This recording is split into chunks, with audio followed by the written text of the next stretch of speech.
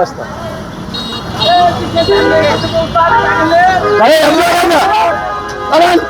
কি করছেন এখানে দেখেন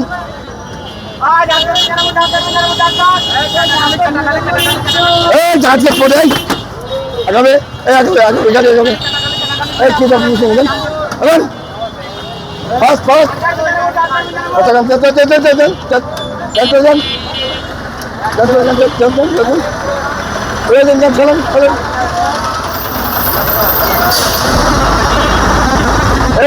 তোমার কি লজ্জা শরম নাই?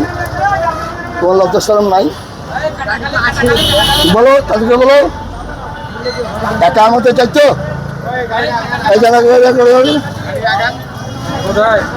হ্যাঁ রেডি হবে। আসসালামু আলাইকুম দর্শক বিন্দু, আজকের খবর থেকে আমি বাজির চিফ রিপোর্টার বলছিলাম। এখানে আসলে যানজট হওয়ার একটাই কারণ অটো এবং অটো রিক্সা। দর্শক বিন্দু আপনাদেরকে আমি কিছুক্ষণ দেখাবো, লাইভে থাকবেন আমার সঙ্গে। হ্যাঁ দর্শক বিন্দু আবারও বলছি, এই ভাই আগান না, আগান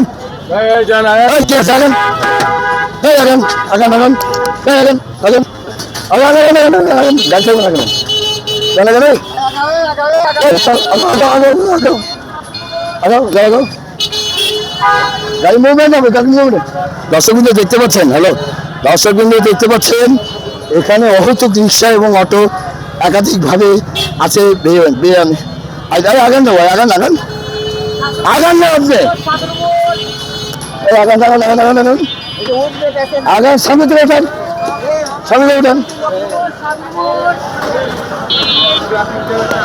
আগান আগান আগান আগান। দর্শক বিন্দু আপনাদেরকে আমি দেখাবো, এখানে কিছু সাইনবোর্ড ছিল এবং আমরা এই মুহূর্তে ভাড়া করেছি। দর্শক বিন্দু আমার সঙ্গে থাকবেন। আগান আগান এ ভাই আগান না রে, আরে সামনে ভাই বুঝে না কেন রে।